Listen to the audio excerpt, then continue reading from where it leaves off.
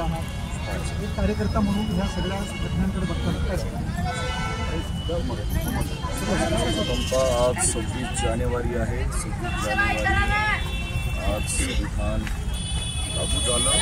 संबंध महाराष्ट्रातल्या भारत देशाच्या जनतेला मंगलकामना देतो आणि परभणी ते मंत्रालय मुंबई लॉन्ग मार्च मैं पूरे महाराष्ट्र भारत देश के साथियों को कहना चाहता हूँ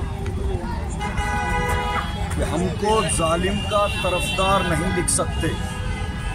हमको जालिम का तरफदार नहीं लिख सकते और कम से कम हमें वो लाचार नहीं लिख सकते. कि जान हथेली पर लेकर जो सच बोल रहे हैं, दावा है, इसको इस देश के अखबार नहीं लिख सकते. या जागृती न्यूजच्या माध्यमातून आम्ही या भारत देशाला, या जगाला, या महाराष्ट्राला सांगू इच्छितो की या महाराष्ट्राच्या देवेंद्र फडणवीसने तिन्ही कुटुंबाला, वाकोडे कुटुंब, सूर्यवंशी कुटुंब, देशमुख कुटुंब यांना मुंबईला बोलवून घेऊन आश्वासनं दिली होती की तुमच्यावर ज्यांनी अन्याय केला, तुम्हाला ज्यांनी त्रास दिला, त्यांच्यावर आम्ही मुकदमे FIR दर्ज करू. पण या जागृतीच्या माध्यमातून, जागृतीच्या चॅनलच्या माध्यमातून आम्ही या देवेंद्र फडणवीसला भोंगळ करत आहोत की बांधवांनो, त्यांनी जे महाराष्ट्राचा मुख्यमंत्री म्हणून जे आश्वासन दिलं ते आश्वासन त्याने पाळलेलं नाहीये. त्यामुळं त्याला काही अधिकार नाहीये त्या पदावर बसण्याचा.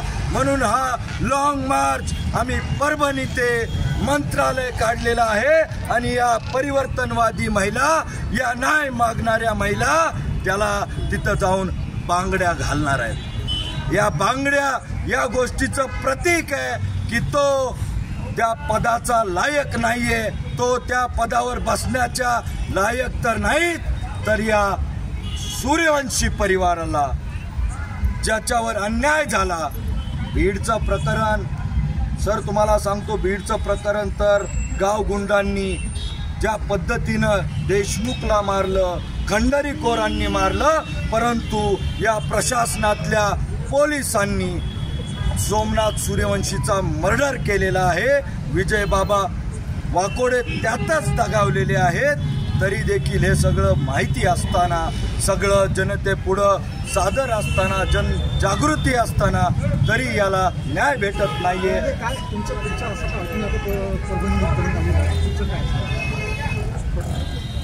सर आता आम्ही इथून जनतेला जागृत करून या महाराष्ट्रामध्ये लोकशाही जिवंत आहे हे दाखवून देत आहोत. कारण या महाराष्ट्रातले जशी जनावरं विकत घेतली जातात त्या पद्धतीनं इलेक्शनमध्ये हे माणसं विकत घेऊन या महाराष्ट्राचा मुख्यमंत्री आमच्यावर राज्य करत आहे हा रानबोका, त्याला दाखवून देत आहोत की या महाराष्ट्रात, भारत देशात लोकशाही आहे. लोकशाहीच्या पद्धतीनंच तुला वागावं लागेल, नाहीतर तुला त्या खुर्चीवर बसण्याचा काही अधिकार नाही. जय भीम, जय संविधान.